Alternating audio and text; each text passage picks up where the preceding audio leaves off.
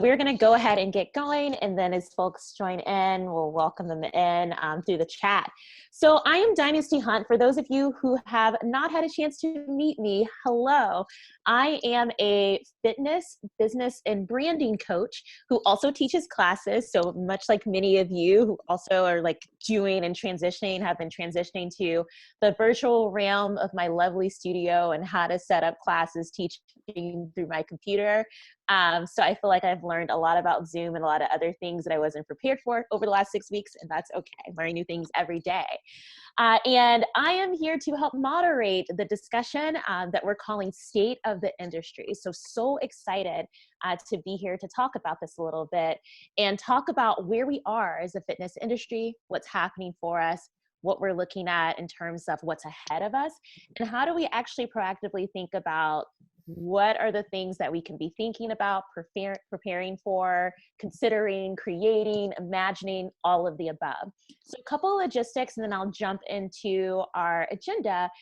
Everyone is on mute right now, but don't worry, there will be time for Q&A at the end of the presentation, at the end of our discussion. So really want you to feel free to stay on the line because we want this, the majority of this time, to be an open conversation with the group where you can share your own reflections, your own questions, and we can dialogue together. If you have a question that comes up for you as we are talking to the first portion of our time today, don't hesitate to just put it into the chat. I'll be hanging out in the chat section with you just to make sure that I see all of those questions and make sure that they come up during the open forum discussion. So please don't hesitate. If you think of something and you're like, I don't have a sheet of paper, where do I put it? Drop it into the chat and we'll make sure we answer it for you. With that, I do just want to, kind of set the stage, set the tone for what we're talking about today. So there's just something I want to read to you to help us kind of ground ourselves in what the conversation is and what we're talking about. So with 50% of US states beginning to reopen, the White House guidelines of opening up America again have included, for some places, reopening gyms in phase 1, but we all recognize, particularly those of us who are in certain states like California, that that's more like phase 3, but it's under strict distancing and sanitation protocols. And then alongside that, we're really experiencing this incredible at-home fitness market boom. But we also recognize that this connectivity to devices is actually showing physical activity is down 50%. Coaches on the ground, each of you are left with little guidance or input around what to expect in this new normal. And so today we really wanted to put together this time to really kind of review what are some of the facts, so what are some of the real things that are happening real time for each of us.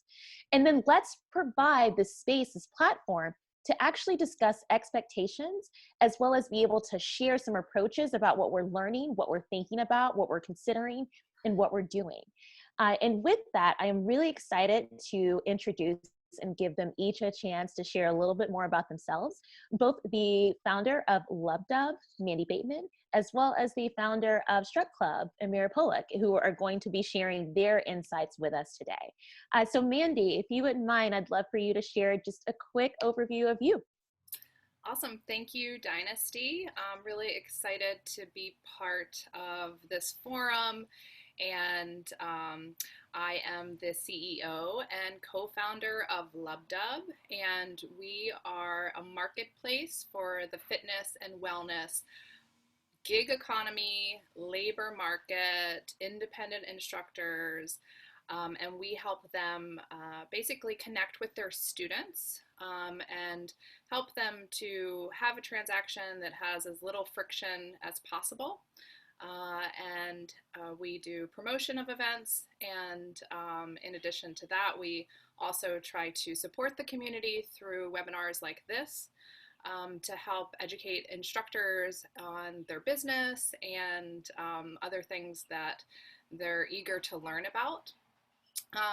So we launched in 2018, and prior to COVID-19, we mostly had international wellness retreats, so yoga retreat in Bali, teacher trainings in Costa Rica, that kind of thing. But almost overnight, we had to pivot and make sure instructors were still able to put money in their pocket. And so we quickly pivoted to all virtual online classes. We don't think that that's where we'll stay, but at least that's what we're focusing on right now. You're muted. That's really exciting. Dynasti, you want me to say hi? Hey Great. everybody, I'm Amira. I'm the founder and CEO at Struct Club, which stands for bringing structure to instructors of music-inspired fitness. We have an app that allows fitness instructors to choreograph their workouts to their favorite playlists, whether that's on Spotify or on Apple Music. And then when you're ready to run class, you hit play, and all of your notes and your cues play back in real time, right on the beat drop. And it was really interesting listening to Mandi's quick reflection on pre-COVID versus today. But prior to all of this, we really just had our app that was a choreography solution and tool for fitness instructors. And during this moment in time, we also took the opportunity to launch a marketplace whereby our instructors and even studio owners and managers could monetize their workouts on our platform.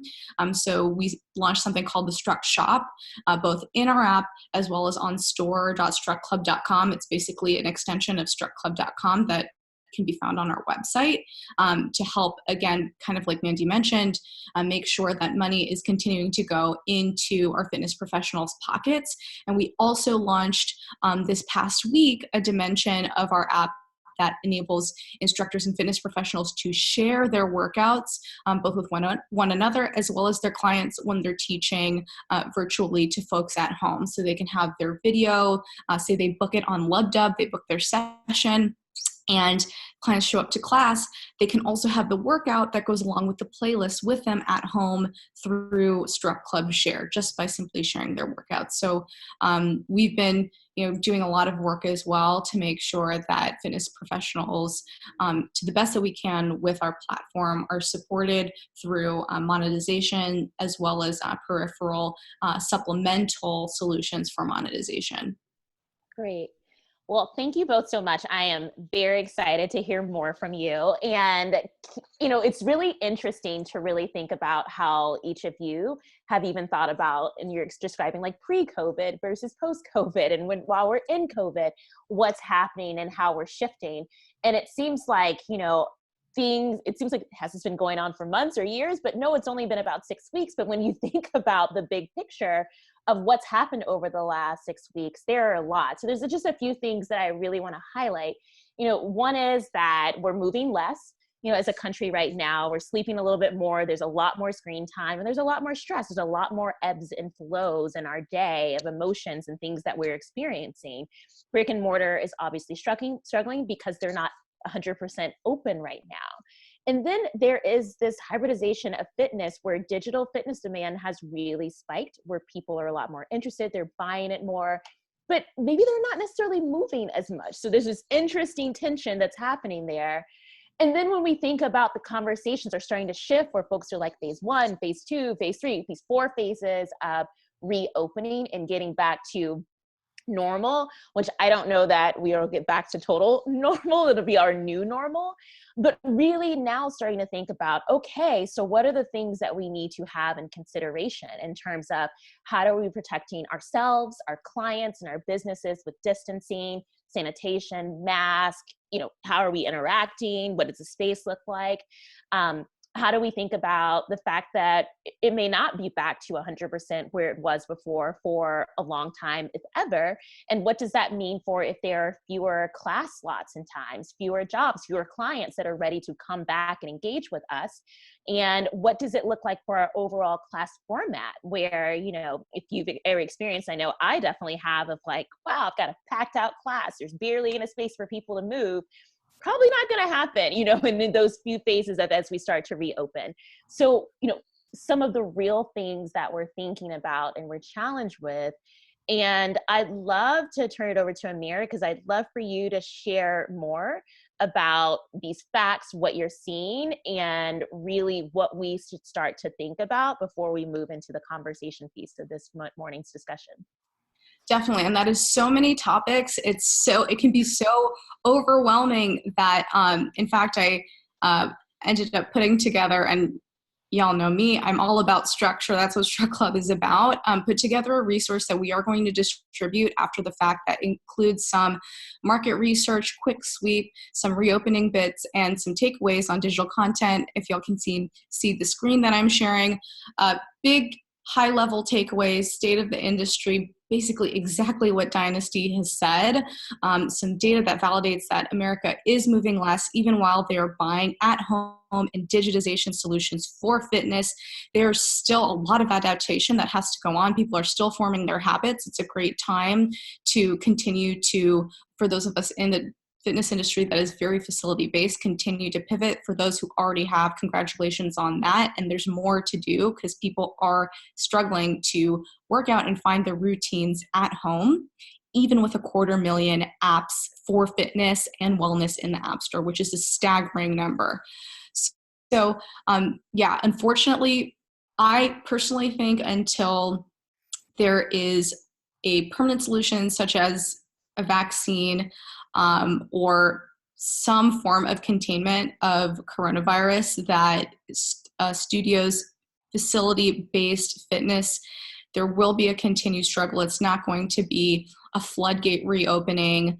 And there is a lot of research that is showing on prior epidemiology. There's some points that we'll have in here about even after reopening, there are y'all have heard about second wave possibilities, and there have been second closures already in China of places that have reopened as a result of worries about a second wave. Reopening tips about safety first, financially planning conservatively, and practice with clients who have been deconditioned. And then digital content, of course, investing some time in that digital remote at-home focus with an element of monetization. So a lot of you have probably seen some of these stats already, but this is activity according to actual digital fitness trackers that are on people. I know you're seeing a lot of IG lives, you're seeing a lot of free video content, everybody who is getting out there on Instagram as well as YouTube, whatever platform, posting things, as well as moving to digital strategies. But today, as of today, that physical activity across the US has actually gone down 50% during COVID. I know that doesn't sound totally surprising, but us in our own fitness world, when we're seeing all this content, feel like people are working out all the time because we're actually watching people work out all the time. But it's actually not the case for folks at home. You've seen some of the headlines and the data on brick and mortar that is struggling, some of the bankruptcies that have happened, and past FEMA recession data has shown that 40% of small businesses may not reopen after being forced to close. So it is, if you're struggling right now, you are absolutely not alone. Over 30 million jobs in the US have been lost, along with all of the just incredible tragedy that has happened with people both catching as well as dying from this current virus. And then moving to hybridization of fitness, we are seeing a lot more of that. Digital fitness purchases have spiked, like Dynasti mentioned. We'll include this, but just some takeaways. This is some market research by PitchBook, a little bit of data digging in to just some of the facts and numbers behind some of these high-level statements: facility-based fitness, digital at home, as well as a spike in mental health solutions, whether they be apps or whether they be digital consultations. So that's something to consider for fitness professionals, especially if you focus on the mind-body practice, if you focus on moving meditation and any component of your fitness offering. That is something that is severely needed by people at home right now. In terms of, we're starting to see stuff reopen. Dynasti alluded to this, the consumer pulse. While 50% of states are starting to reopen, and gyms and facilities are part of phase one, given strict sanitation and distancing guidelines, this is what we're hearing from people who are on the ground, those worker outers and clients of your studios and classes. There's a lot of hesitancy. I'd pivot my workout schedule. but to the earliest class, just to make sure that my station, my equipment, wherever I am, hasn't been touched by somebody else yet. I know my studio communicated that their safety strategy already, but how often are they actually cleaning on the ground? I don't see them doing it. I'm not sure. Well, these policies look safe enough. They're doing everything that they can do. There's not much more that can be done. I'm satisfied. Some maybe feelings, well, some economics can play into this. I've already paid, so I'd probably be willing to go back. I've already bought into the solution. I've already bought into the membership. So I might as well take advantage of it. And even more hesitancy for those who are less likely to go back. I still don't 100% trust whether it's my local studio or I don't have 100% of trust that what is on paper is going to reflect in reality. And still a little bit wary of those first few weeks. I don't want to be the guinea pig. I'm going to wait and see. Overall, based on some data from MindBody and their own consumer surveys, people want to go back. They want to stay loyal to their regular studios. And once, things are back to this new normal, they really do want to go back. And then instructors, we have been scanning kind of the different Facebook groups and seeing how it is that they're feeling at large. This is the most highest responded to poll that I saw, which is, that validates this wait and see, not sure yet sentiment across the market, where people are really going to be looking to seeing what's going to happen and how initial behaviors are going to shake out. When it comes to reopening, and if you're already starting to plan for this, whether you're on the replanning team, whether the studio that you work at has communicated this or not, jump in on making sure safety is first. Project financially on a really conservative basis. We're hearing 25 to 50% of capacity, depending on the facility space, to facilitate that 6-foot distance between people. So it's not going to be the same class volumes. It's not going to be the same number of teaching slots probably either. And being gentle with those clients who are coming from a place of being inactive for long periods of time and are also experiencing a lot of mental, psychological, and emotional duress. So protection measures that we're seeing across different guidelines following the same themes, boiling down to distancing, sanitation, and masks. I know a lot of instructors are not going to want to feel like they really want to coach with masks, but in all reality, we're the ones who are spitting. We're the ones who are putting a lot of that moisture out there. And we see newscasters who have got mics and they've got their masks on and they're able to talk through this mask. So when it comes to sound and vocal projection, those are some concerns that we have heard about, but you can, if you can't speak through the mask, it's probably not the right mask for you.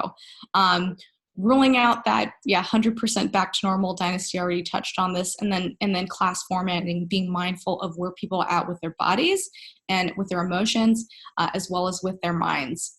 Some of you might have seen that this week, SoulCycle is one of the first big facilities and brands to really share full out their guidelines. I'm not going to read through these. It's online on SoulCycle's website. But this is a great approach to communicate. Your clients aren't going to be reading your minds when it comes to your studio and facilities practices for distancing, sanitation, and just overall protection and safety. So being able to communicate on top of planning, it's a lot. But being able to communicate that enables them to understand and get adapted to and process what it is that you will be doing to ensure that they are safe.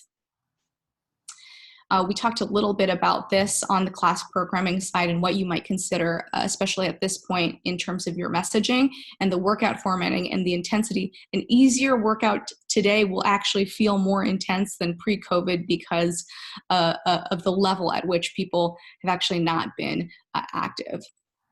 And then on the digital content side, I know we'll talk a little bit more about this, but, and some of you have already done this, whether it's with LubbDubb, with Struct Club, or otherwise, but investing that time in those digital remote at-home focused content pieces with monetization. This won't be a surprise, but if you're pouring a ton of time into free content, if it doesn't funnel down into some kind of paid content or some kind of monetized product, it's not going to pay the bills. And a broader sentiment that virtual is here to stay. We'll distribute this again after the fact, just some market stats around even stock performance of digital equipment focused solutions and how that has performed during this time against those kind of more traditional offerings, as well as a consumer belief that while they may have not adopted all of these products, the belief that virtual, digital, at-home focused solutions to some degree will be here to stay. So I will pass this back. Okay, so that's a lot of information, and I'm over here, my head spinning just a little bit, trying to process all of this and what in the world does that mean for each of us who's actually listening to the call. So I want to shift this for a second, and I want to open it up with a few questions, and then I'd love to, once I've asked a few questions, I'd love to let the group jump in here with their questions too. But I think the first question that I have, Mandi and Amira, for both of you is, I'm just hearing a lot of discussions about this idea of like wanting things to get back to normal. And the reality is, and based on this presentation that you just laid out so well, that nothing is normal, or at least not the normal that we have known up until this point. So what do you each think personally, what do you think lies ahead for our industry, and how should we each, as either fitness instructors, or if you're a studio owner, or if you're someone who leads any sort of fitness business or practice, how should we be preparing ourselves and our team for what's coming? Great. I'll start. So in 2008, after that recession, there was actually a huge spike in gig economy workers, because a lot of people had lost their jobs, their corporate jobs, and were trying to make money. So they came out and, started, doing stuff like gig work, right? Which is essentially what most of us do. We have gigs at different studios. Very few of us have like a full-time thing where we're an employee. And even if we are an employee, we actually really more looking like an independent contractor. So I actually, I'm super optimist in general. I actually think that this is going to be really good for the independent instructor. And I think now is the time to work on business, work on building the network, connecting with students, figuring out what your sweet spot of teaching is, like what's your offering that really resonates with your students. So, I think that there's an opportunity to kind of see an industry which has been very broken for a long time, kind of normalize and just become a little bit more balanced when it comes to what instructors are getting paid, right? So that's one thing. The other thing is I think that one of the main reasons with the industry, the main problems with the industry, is that rent is just so high for studios, right? So there's a studio that I was working at pre-COVID, and her rent was increased to $25,000 a month. And I just can't imagine what type of stress an overhead like that would put on a person, right?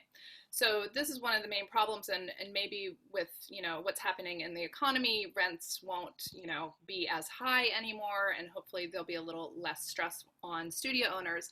But I do actually think that there's an opportunity to look at the business model of a studio and potentially look at, instead of a for-profit business, maybe looking at a non-profit business as the studio model. So more of a co-op model, which I think has a lot of different, benefits and could help to ease that burden of really, really high overhead. So that's actually a topic that we've been talking a lot about for a long time in the LubbDubb community. So I think there's an opportunity to see something like that in the future. So I'll punt that over to Amira and see what she has to say. I think for me as a business person, and a lesson that I've learned that I think can apply across instructors, owners, wherever it is that you're at. I mean, even if for your own independent consulting, if that's a venture that you're doing on the side as well, is re-engaging and getting back in touch with your customers, those people who were coming to your class a lot, your regulars, and getting a pulse on where they're at with their life, what it is that they need, how is it that they're scheduling their day, and how is it that they have adapted or maybe not adapted to the current environment with their own physical activity. In all likelihood, they really might not have figured it out yet. And even in just some of our own solutions and findings at Struct Club in terms of fashioning offerings that are more attractive to people at home right now, while a 45-minute class or an hour-long class is more valuable and something that people will show up for at the studio, maybe those 18-minute classes, those 15-minute classes, 20-minute classes are all that people can really process right now and fit into their schedule that is competing with all of the other stuff that they might be distracted with at home and all of the other things that they are stressed out with and that are calling for their attention in their life, and very conveniently accessible because they are at home right now. And so that was just one example of even just reaching out and talking to people and re-engaging with folks who were regulars. I mean, even for myself as an instructor in the studio, and just asking and understanding what they're doing at home right now. You'll start to see patterns after speaking to a handful of people, even just 5 people. So that's kind of the first recommendation that, when you're thinking about how to fashion this at-home solution, I would recommend. Another thing is that, again, it can take 21 days to solidify a habit. And people's habits, it's been interesting. I'm talking to various public health journalists who have spoken with and surveyed folks at home that their routine at the beginning, and this might resonate with you, routine at the beginning of shelter at home has shifted and is not the same as the routine as it is today. And so building what you can to engage in a habit creating process for your client, something that keeps them accountable, something that's a little bit more programmatic, something that gives them a reason to return maybe every day at 9 a.m., something that is recurring. And I know LubbDubb has done a really good job at launching recurring appointments within their platform, which is great, is going to help them to move along. And then the third thing is that buddies are the number one thing that keeps people accountable, even with data trackers, even with all of this technology and automation, even with all of these, like we said before, 250,000 apps.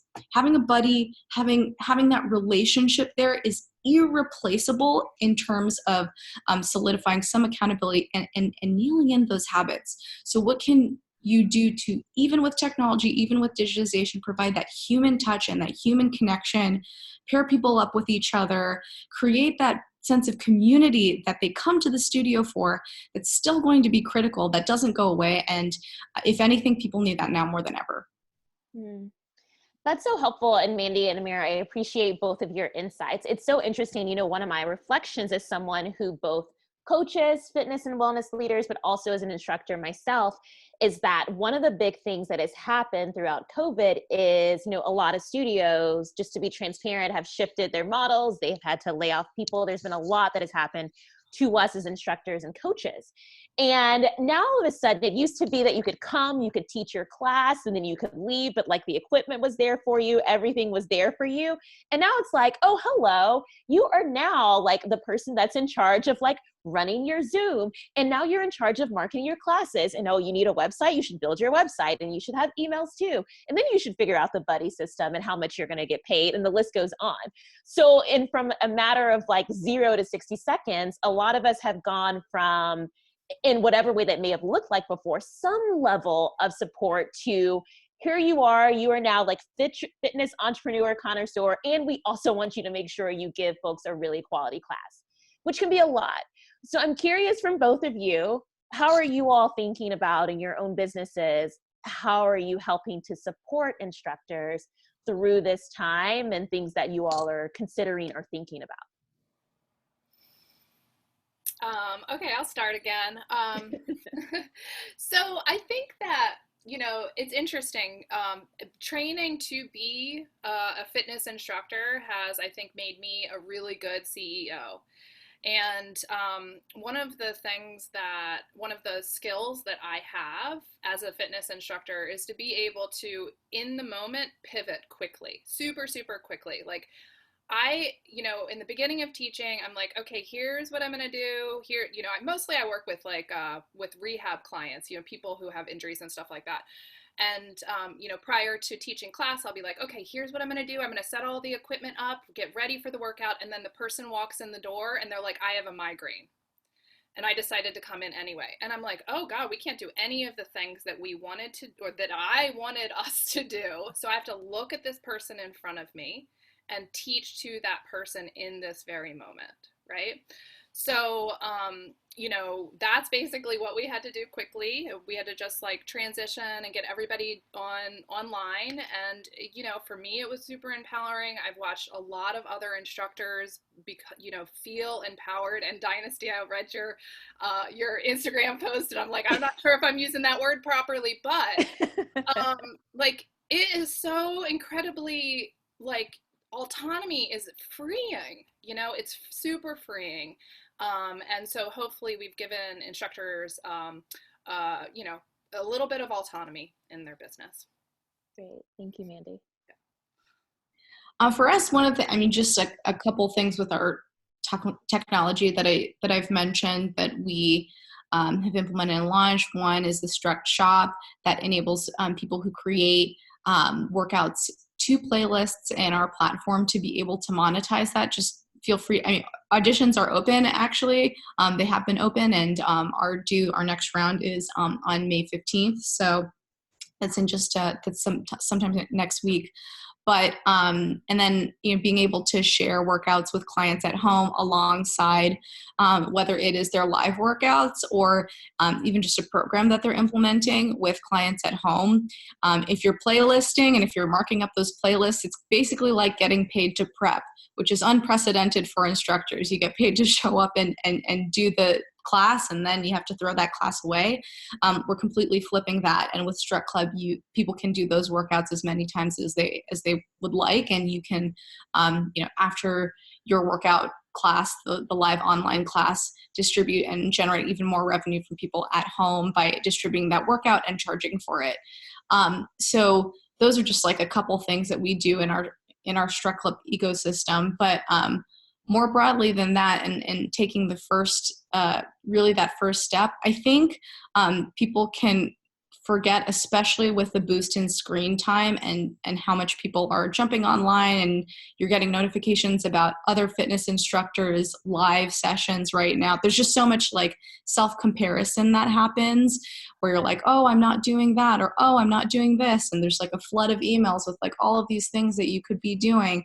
And everybody is on all cylinders working not 24/7, but it feels like 48/7. The days of the week are all blending. So is it even 7 anymore? But to focus on your towering strength. What is it that people have been showing up in spite of the 250,000 apps that are out there? They continue to show up for you. So what is it that is special about your classes, about what it is that you say to people, how it is that you format your workouts, how it is that you coach and bring people to their greater strength, bring joy in their lives? They show up for you. So really doubling down and focus on that thing, that special spark that you already have, that is already there, and that people already have demand and have proven that they're willing to pay more than that other app, or even they pick you over the 250,000 other things that are out there. Focus inward, focus on yourself, have that confidence, and know that people have already proven that they will show up. They'll carve out that time, an even more precious resource, far more precious resource than the revenue that they have to share with you, and double down on that one thing. Thank you for that. It's interesting you talk about this towering strength, and I think we each have that in our own unique abilities and what we're offering to each of our communities. And I'm just curious because, you know, in the presentation earlier, there was also mention of digital offerings are here to stay. And obviously, so many of us are doing digital offerings because that's what we can do right now. And so I'm curious from each of you, advice, tips, thoughts for folks who are thinking about how do I maintain that digital offering, or how do I continue to make it something that is profitable for me, even when the studio does continue to open? How do I continue to make it something that I can make as a viable income stream for myself? Yeah, so, you know, we talk a lot at LubbDubb about multiple revenue streams, and you know, having I remember Allison Tibbs at one point, she said that you should have up to 7 revenue streams, and I was like, oh damn, I better get going. I need more. But like, you need to like do revenue streams like that are going while you're sleeping, right? Because so the way that our business works is we have all of the things we do. We do the private clientele, the group classes, we have digital content, we have subscriptions, we have now these live streaming classes, right? Which I actually love personally. I love teaching them. You know, I'm never late anymore. So I think that, yeah, just keep doing what you're doing. At kind of what Amira said earlier about like, what is it that you're really good at? Like, hone in on that and keep doing that. I love the idea of like the shorter sessions. I know there's a couple people on this call right now who have really kind of blossomed and have had a lot of success with their virtual live streaming classes, and are making, some of the instructors on LubbDubb are making 10x what they were in their studio classes. And a lot of students that I have talked to really want to continue to do this. So yeah, just keep at it, keep honing and iterating on this like new revenue stream that you have. Hopefully when we do go back to seeing our clients, this could just be another tool that, you know, if somebody moves out of town, this is no problem, because you can then service them from one of your Zoom classes. Thank you, Mandi. Yeah. Amira, any thoughts? Yeah, absolutely. And so, I mean, there are definitely, I mean, a range of platforms for those who are even just like really getting started, even before considering sustainability and growth, just to like, you know, jump on review and get started, making sure that, and there are a host of things.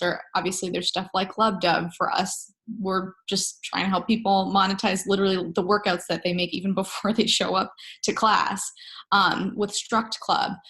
But also, you know, thinking about, you know, time consultation. Your time is worth money. I know there's some people who do this already, but there are tools like Calendly, where you can just monetize appointments on your own calendar and make that recurring.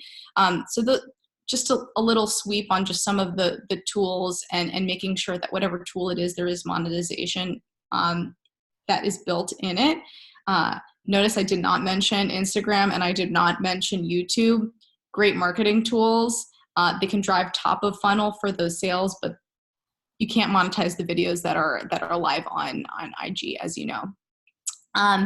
And so then moving on to overall kind of building, sustaining, and growing this revenue stream, I try to look at this as a 3-step process. First, you need to build, and it literally it starts with one person, it starts with client number 2, it starts with client number 3, but building those white hot fans of yours, people who are like, I'm going to Savannah's class, I'm going to Jasmine's class, I'm going to Morgan's class, I'm going to Katrina's class, and she's the only one that I go to. She is my mama for these workouts, and I'm not going to anybody else.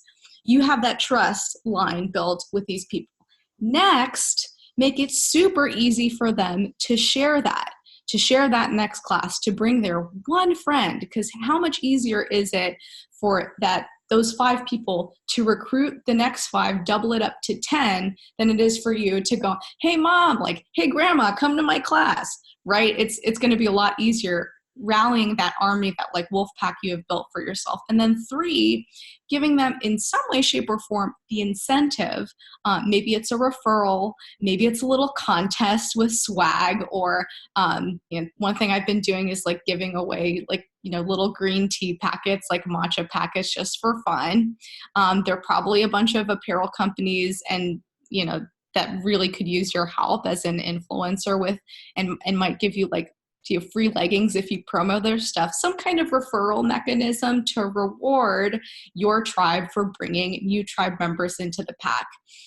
So I'm sure that there are a lot of really creative and fun ways that are already stewing and brewing in your mind that you can bring forth to that. But starting with, fostering those like white hot solid relationships, helping make that shareable, and then incentivizing the share to bring on the flywheel of referrals. You both are giving me so many ideas. So I really want to shift us for a moment here to talk about some of the questions that are popping up into the chat right now. So I'm going to open it up and just share some of these. And then if folks want to come off mute after we've discussed those, feel free to, and you can just chime in with your question. But one of the things is more of a reflection, and it goes mirrored to the point that you were just making around that you can't monetize off of Instagram and YouTube. You can build top of the funnel, but you can't monetize. And, just a reflection that's come out around like wanting to see a reduction of the free offerings that are happening on Instagram and various platforms.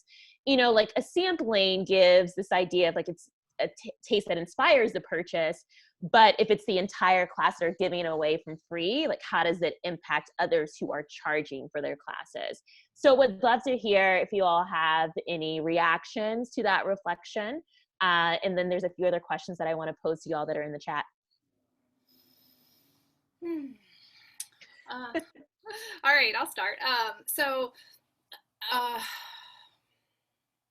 I feel like because the industry is mostly women, we lack like self-worth, and we kind of tend towards like providing our service for free often. And I don't think that a lot of people are thinking about that holistically and how it's affecting everyone else. So I think, what more needs to say except for, there's too much free offerings out there. The other thing about free is it doesn't, usually those students don't convert to paid. And yeah, I just encourage instructors over and over and over again to, set the price for their classes and their offerings at industry standard. What your value is. It's probably best to do a business plan and kind of do your moonshot. So you're like, this is what I want to make and how do I get there, right? Like, and think about your business like that rather than just like willy-nilly throwing offerings out there for free. And then I've also heard from people that the donation based classes are not are not successful for the instructor either, because a lot of people in the very beginning were donating, but then as the class continued to happen, there were less and less donations that were coming in. Finally, and I'm sorry to talk so much about this, but I also think that this is your business, and if you're using the term donate, I feel like it's a term that should be used for like nonprofits, and you are a for-profit business, and so therefore you should have a price that people are paying. You're not a charity case. So I feel like the language there is incongruent to being being an entrepreneur and being a business person, which is ultimately what you signed up for when you took teacher training, but probably nobody told you that. Yeah, I completely agree, 100%. I mean, free content, it discounts content. Free, it's just a price word to the bottom. Now, that said, people are still of the belief that you get what you pay for. So not only, are you necessarily discounting other people's offerings, but you're discounting what people believe of your own offerings. So here's something that we do in our business, I do in my business, in my own teaching practice, to give a little bit of free content that is a teaser and is a forecast of what is yet to come. You do need to build trust with people. So giving a little bit, a little sample, it's like 5 minutes here, a few songs in the workout there, giving a preview of the playlist. People can get so hyped. And I know, like, we as instructors, we just get so sick of our own music. We're like, oh, I listened to this 10 times. But people are happy to listen to those playlists 10 times and then get into class and like sing along with class. So maybe it's through those, if you're like listening to music along the way already. I know Dynasti does this, and I like listen to her playlist. Like, hey, here's the mood that I'm in. Let's get pumped. Just give them a little bit of a teaser and a little bit of runway, a couple free videos about getting people hyped, like, this is what we're going to learn. And here's a quick tip. Try this exercise. And it's just like a quick mental state shifting exercise. And people will be like, wow, I want more of that. So if you're going to invest those are great investments and they're free content, but they give you a runway into something that ends up being paid. And it even sells up something that could be priced as more premium. When you put a higher price on something, people were still paying $300 for monthly memberships to really like luxury gyms and studios that don't necessarily offer much more than the YMCA. But there's this perception with that price markup, like, this must be like the Louis Vuitton of this offering. Seeing instructors who have $60 classes. Now, that's kind of a lot, but it makes me wonder, like, what's going on in that class to make this so special? And other people will recognize that and see that price as a signal as well. I want to jump in here for a second, because I appreciate both of your perspectives on this. And as someone who actually does offer some level of free content on Instagram, I just wanted to offer an alternative perspective. So I agree, Amira, that I'm not offering an entire 50-minute class. You're just never going to find that. If you want the 50-minute class, you got to come, you got to pay, you got to take that class with me. But I do offer consistent, like, little tidbits of my playlist, or I'll like film a tiny move from my entire 50-minute class. And I have found an incredible amount of success on Instagram with people being like, from that one move, it was only a 2-minute clip. And people are like, but I need to come take the rest of your class based on this one move, because that looks so good and challenging that I need to take the rest of it. So I have seen an uptick and individuals wanting to work with me, wanting to buy with me from using little tricks like that, such as giving the sample. I have also talked with individuals who are thinking about, like, I'm going to do an IG live and that will be free, but it will be the only time that it's free to actually kind of put my market out there and see what's happening. And I've had people do that. I did one very early on in COVID, just because I wanted to test how does it run if you just do one. And I have individuals right now who are now paying me from that one IG live. So I think there's something around, like, when we say free, being really mindful of that. When you say all free all the time, yes, that feels like that's a problem, that it is impacting our market in terms of making money. But if you're trying it one time to be able to market, to expand your market, if you're putting tiny little samples out there so people get a chance to know you and build trust with you, those are big differences. Because the reality is, y'all, if you've been working for a studio, guess who owns the email list for all the clients that you originally were working and reaching? They do. So you don't have an email list, and if you've never built one on your own, you didn't have a website before, you are in a place where you are truly starting from scratch in terms of marketing and reaching people. So being mindful that it is okay to put some tiny samples out there in order to start building trust, because right now, for a lot of us, if we were just working for Soli Studios and the studios were like, no, you can't have the email list, which they have every right to do, you are starting from a place of zero. So being able to market and build your own pipeline is really, really important during this time.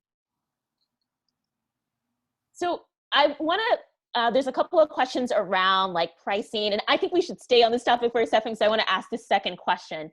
So a question come out around, do you think instructors should feel they have the right to name their price? And then just clarifying, is it the right to name their price at the studios they teach, or is it just the right to name their price in general?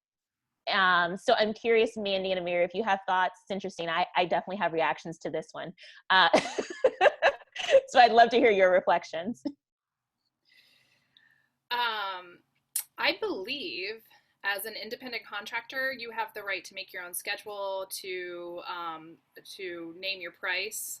Those are part of being an independent contractor, and I think that's why a lot of studios have been audited, particularly because they are naming the price for the instructor and then calling them an independent contractor, and that's why so many studios have transitioned into this like employee relationship with their what are really independent contractors who have no benefits. Yeah, so I guess it really just depends on what your relationship is with the studio. I mean, I have a very strong feeling about it, and sometimes if I want to work at a particular studio, I have to, do what they do, but I try to negotiate really, really hard with the studio, and try to keep my autonomy because, stuff like this happens. Like, if you're depending on the studio for your business and COVID happens and you don't have an email list, then yeah, you're kind of screwed. But that's the problem, right? Is the studios own the right to what you charge, your schedule, how you teach, all those things. So yeah, I think that this will change everything, for sure. We've had a conversation in the past about like a new relationship with studios, and if you have a following, right? If you built your business and have a following, the studios will want you to come and teach for them.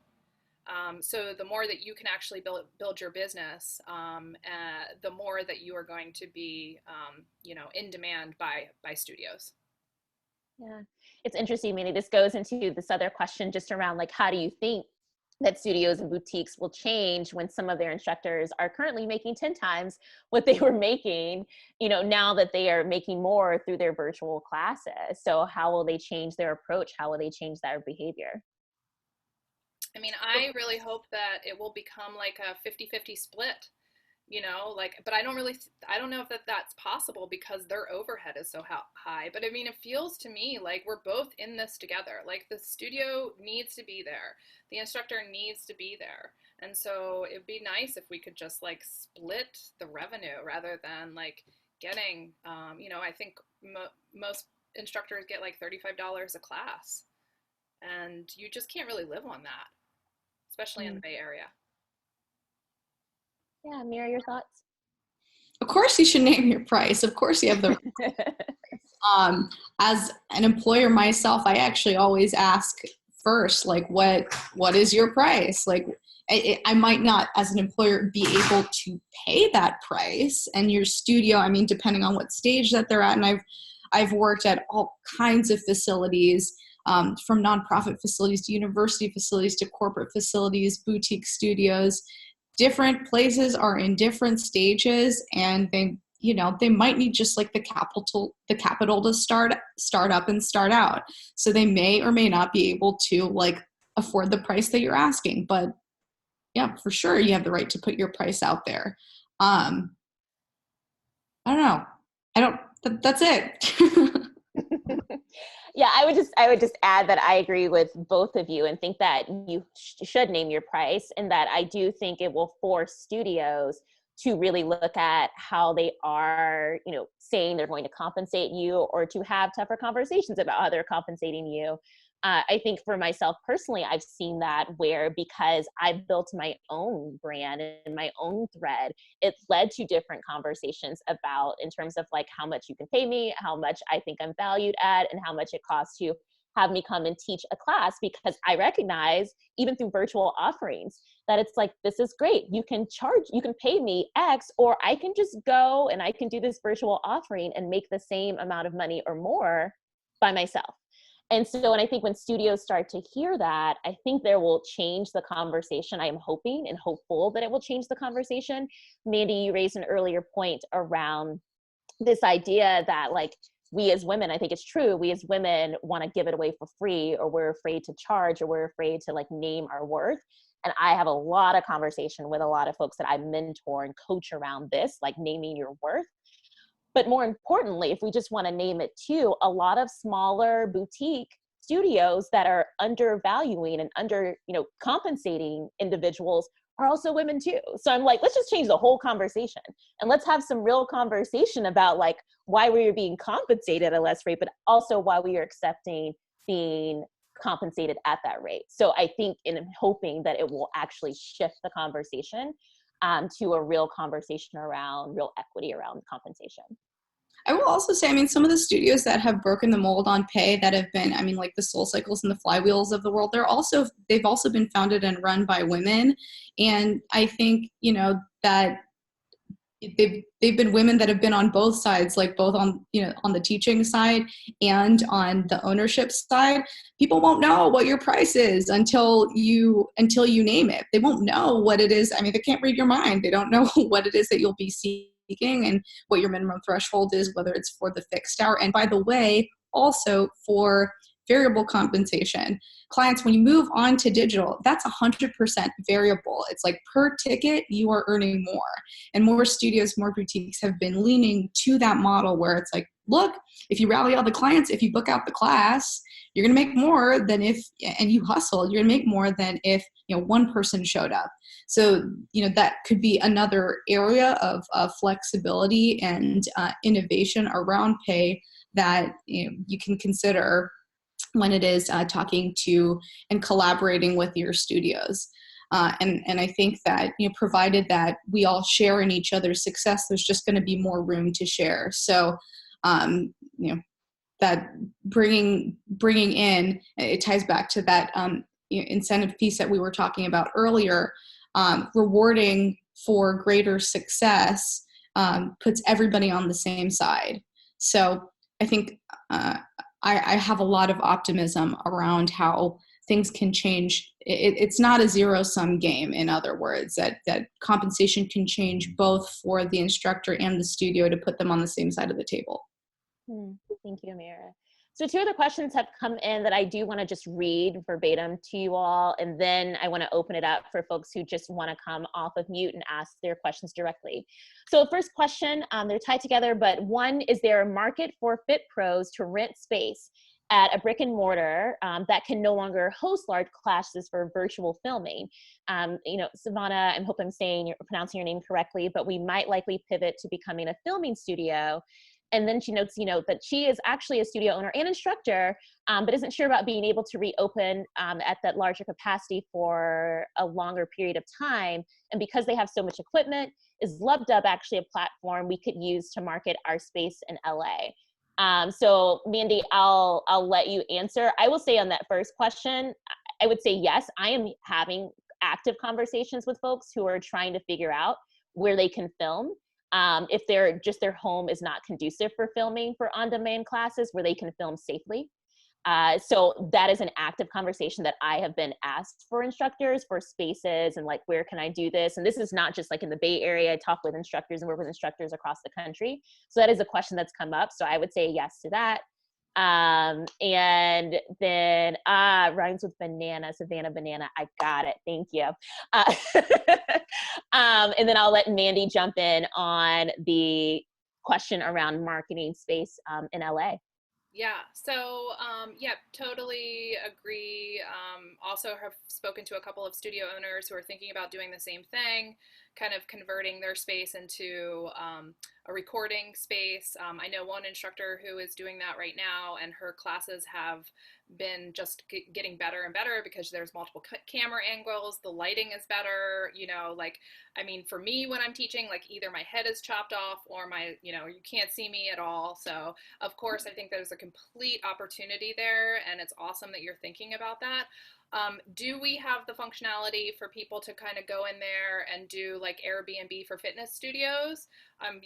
I've said that maybe a couple of times over the past 6 years. You can't really go into the LubbDubb platform and actually find a studio space to rent.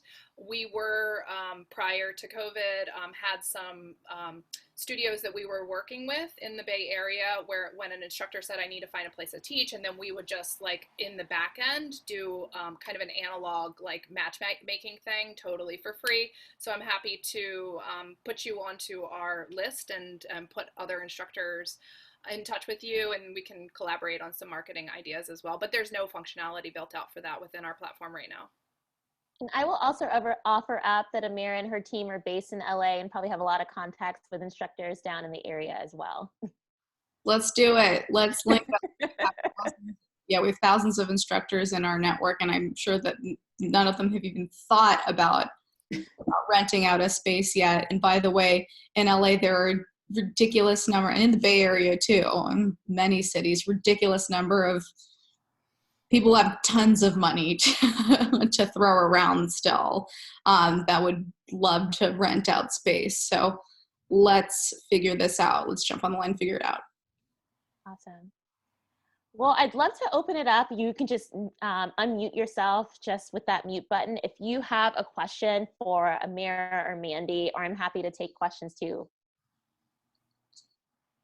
Or even share practices. If there's something that you have found, like a nugget or something that you've done, I think just even hearing Dynasty's reflections on the things that have worked and have been silver bullets or half silver bullets or bronze bullets to success and pivoting at this time. There's so many stories, I'm sure, across the people who are in this chat room.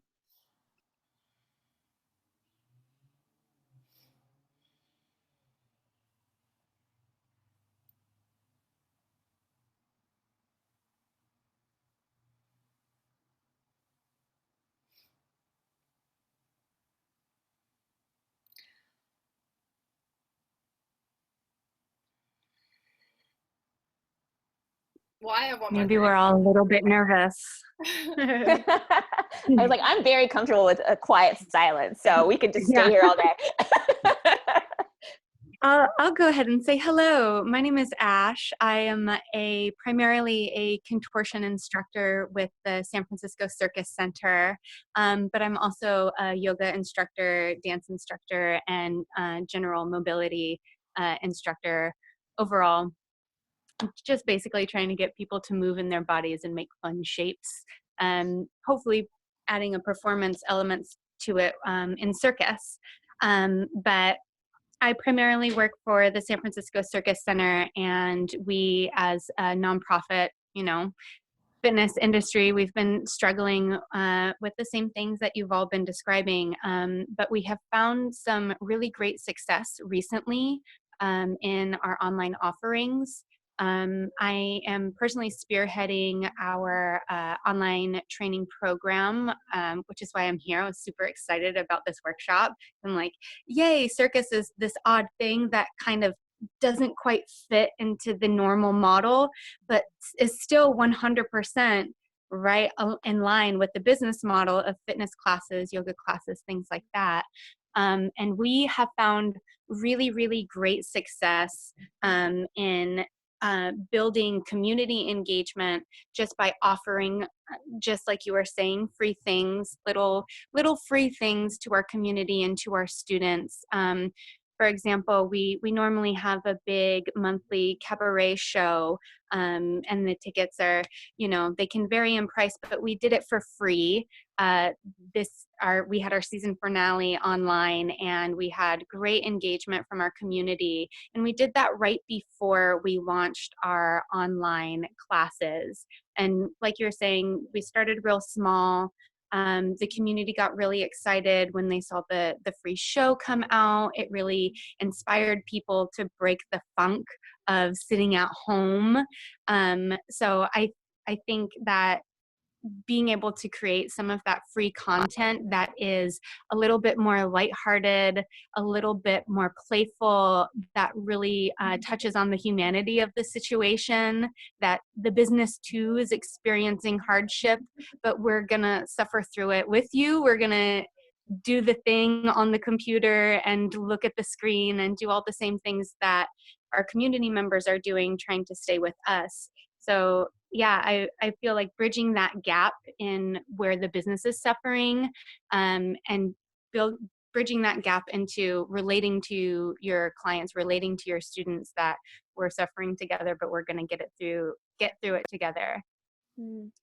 Ash, I love that so much. Thank you so much for that reflection. That's awesome. And I love what you all are doing. But I also just love what you talked about with relatability and authenticity and just being real. You know, it's really interesting. I've been to a couple of virtual classes myself where I've attended them. And like the sound was off or a dog ran through and the instructor just kind of like kept going, like, I'm just going to focus. And I'm like, no, acknowledge, let's see your dog. Is the dog going to come and do squats? Like, what's happening here? So just like acknowledging that we're all in this same space together. Like it's weird for all of us. And so I think that relatability that you're talking about is really real. And so I'm so glad that you brought that up to the group. To remind people that you don't need to be on stage right now. It's okay. Like if the mic doesn't work or the music doesn't happen or your dog is like doing your down dog better than you as a yoga instructor, like own that, live into it, and embrace it. Cause I think people do really need to see it. So thank you for that, Ash.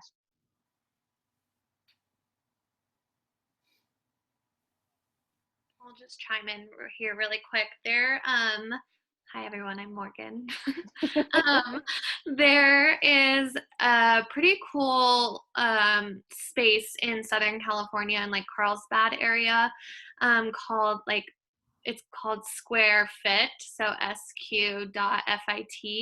And she's always like, so her space is all about like people renting the air so that they could do their own class like in her space. So it's basically just like for independent contractors to come in. It's almost like a co-working space, but for fitness classes. And it's so like, I just think it's such a cool idea. And right now she is offering where you can rent the space to do your virtual classes, to record them.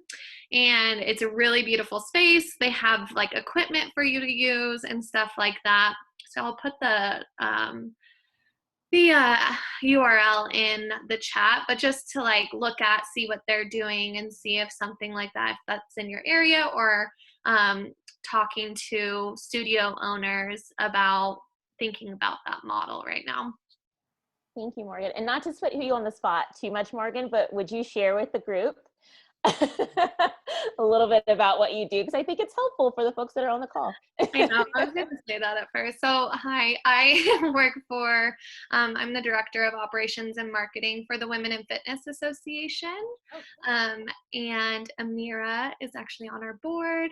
Dynasti is a great member, as well as I see other familiar faces on here, Sam and Jasmine. So yes, it's a really fun organization. We're a nonprofit supporting women in the fitness industry professionally with different, networking opportunities, obviously virtual right now, and professional development. So I will also put our website in the chat if any of you are interested in checking us out. Awesome. Thanks, Morgan.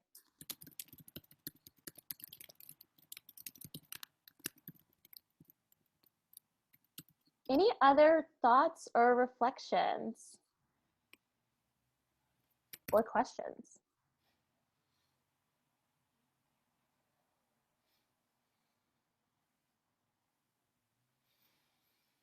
Another question here from Ash with the Circus Center. I'm wondering, the other professionals here on the call, as you are anticipating opening your studios, reopening, I'm kind of wondering what sort of protocols you're taking, or like how you're communicating with your students, how you're communicating with your staff. I also saw the Soul Cycle email come out, and I really liked that. I'm kind of curious what other people are doing and what limitations you're having to face. Because, for example, Circus Center is part of the Unified School District of San Francisco. So we have to follow the guidelines of the Unified School District, which puts us in a pretty interesting situation. I'm just kind of curious to hear what other businesses are facing similar roadblocks, or what type of roadblocks other businesses are facing.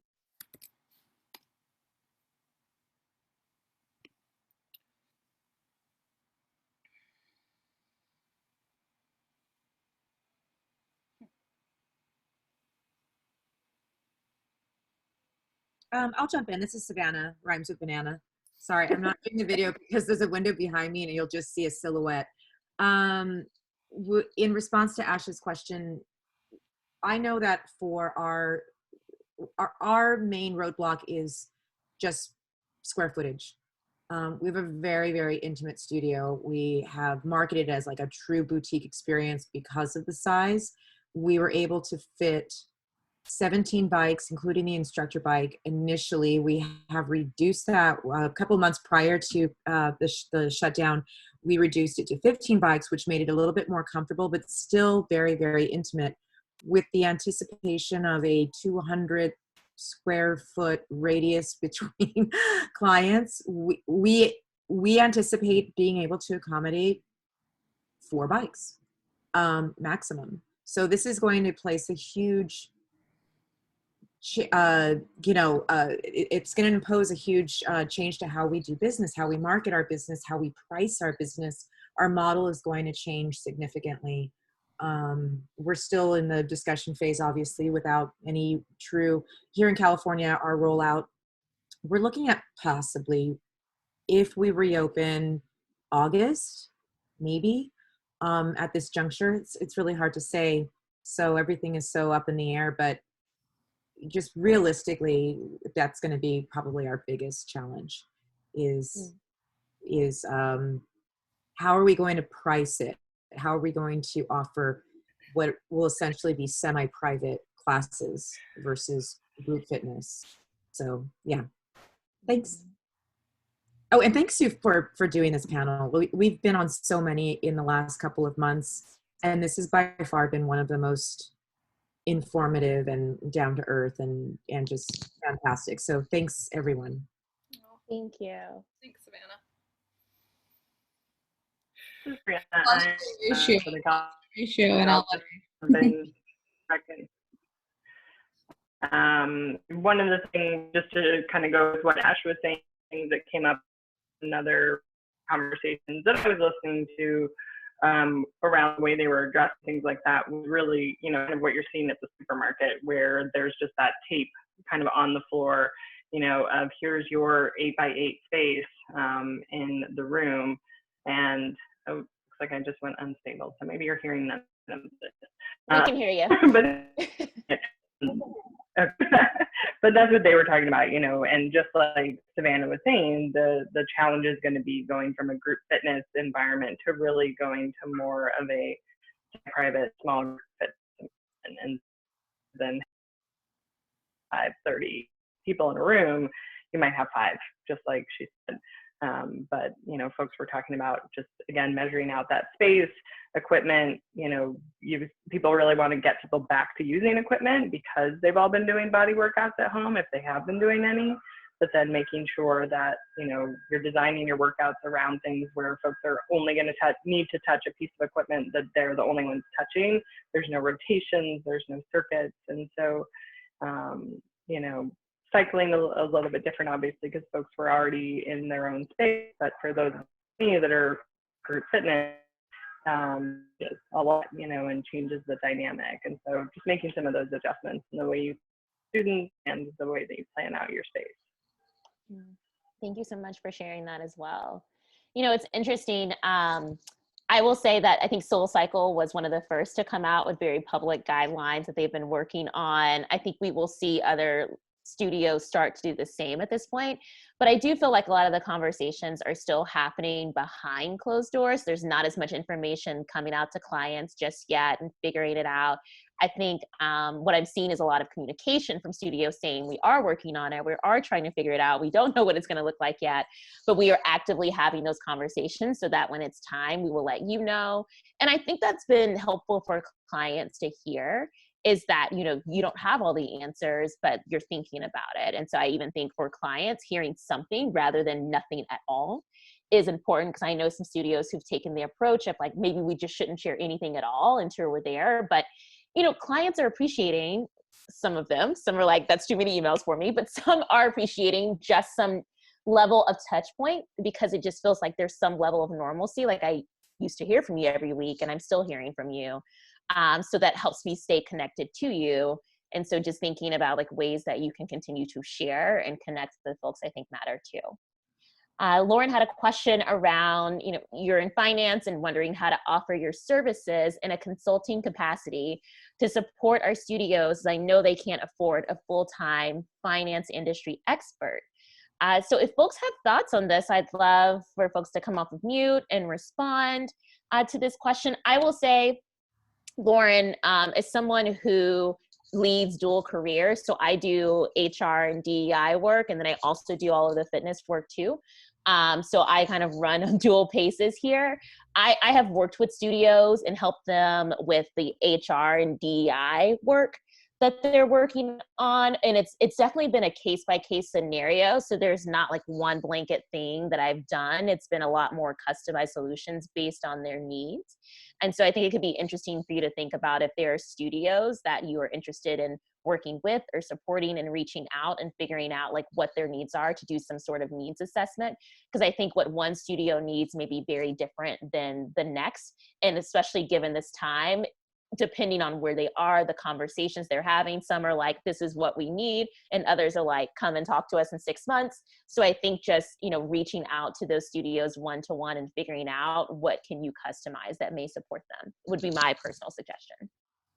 Yeah, rental CFO models are actually typical among startups too, just like in general, like studios, fitness, or otherwise. It's something I've seen in the just tech startup landscape where, a new startup, they might not be able to afford the CFO, but they still need financial services and like consult like a few hours here, a few hours there, or something on a subscription basis that's like, one particular financial service that is predictable and it's a project and it's done like and completed once every month. So I've seen a lot of that. I do think that there's demand for services like that.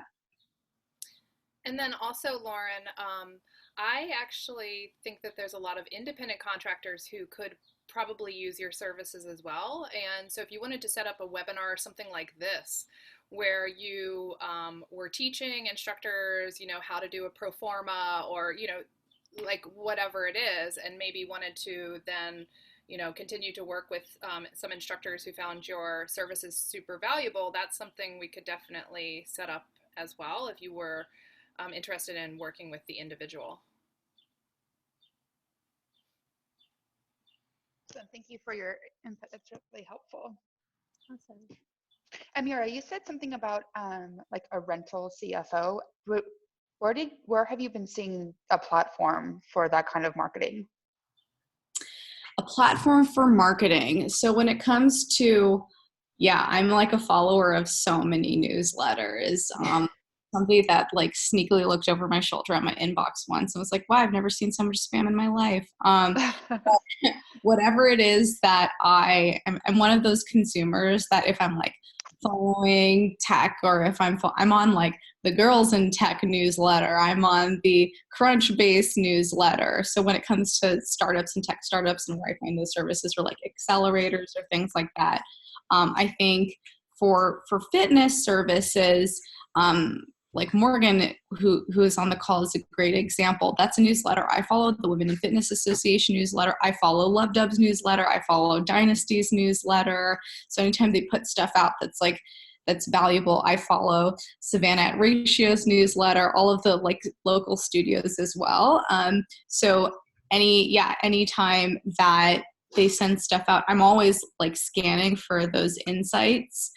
So I guess depending on your target customer for the particular services that you want to offer, figuring out how to land in their inbox, in their texts, or in their DMs is going to be like a great way to cut through the noise. But I think it'll depend on the audience, whether it's like a fitness audience or a general startup audience. They're different. Targeting those newsletters, those channels are going to be a really great way to cut through the noise and get to them. Awesome, thank you. Okay, so Mandi, Amira, any final words or reflections or advice for all of us on the call today? So Amira and I were having a conversation prior to this webinar, and I was telling her in one of my newsletters that I receive about how all of the delivery services like Postmates or Uber Eats, they're all now launching drones and robots for delivery. And I was like, oh my God, what if there are robots that take over fitness? Like, I'm like, wait, oh my God, we got to make sure we bring this home. Like, wrap this up. This is our industry, right? So Amir talked me down, and she was like, you know, Mandi, fitness is the new church, and instructors are needed by their community right now. So I guess I just want to end with that. Like, you are community leaders. You were put on this planet to do this work, to help take care of people. You are so needed right now. And yeah, I don't think that robots are going to take over our jobs. Drop mic. From my end, I think that a lot of, so some of you may or may not have chosen some digital revenue stream or product or service or a platform already. Obviously, there are a few of us here that offer those things, from Struct Club to LubbDubb, just to get started, test things out, and just jump in and try one thing out. When it comes to marketing or crafting your service, all of these things, growth, sustainability, a huge message that just a major marketing mentor of mine shared with me that I come back to a lot is meeting people where they're at. Whoever it is that is your client, your tribe member, the person who is your follower or represents a whole host of those followers, meeting them where they're at, making sure to jump on the line, talk to them. I think it can be really easy to self-isolate, especially when at home and you're rolling out of bed and there's so many more digital communications and people and companies and brands that are trying to reach you. Who's that person that you're trying to reach? Like, get on the line with them, check in with them, see how they are. And it's not just about meeting them where they might be physically, but also where they might be emotionally, where they might be mentally. And you're going to be able to do that way better than any app or any drone or any AI that's out there, because you're going to be able to respond to it and empathize with it and meet people with it when it comes to that emotion, that physical space and that psychological point that they're at. Well, thank you so much to both of you for sharing your insights and reflections, and to everyone who joined today. I know that I learned a lot. I hope that you did too. We'll follow with an email so that if you want to reach out to any of us or all of us to stay connected, you can. And I just appreciate all of you taking some time out of your Friday to do this. So have a wonderful Friday. I will put in a plug if you want something to watch on Netflix this weekend. Michelle Obama's kind of documentary around becoming came out. You do not have to have read the book to have watched it. So I would just encourage, it's very inspiring. I cried the entire hour and a half. So if you need something to watch that inspires you, I would encourage that on Netflix this weekend. Thank you all. Thank you, Dynasti, for moderating your Thank you, Dynasti. bright light. Thank you. Thank you. Thanks, everyone.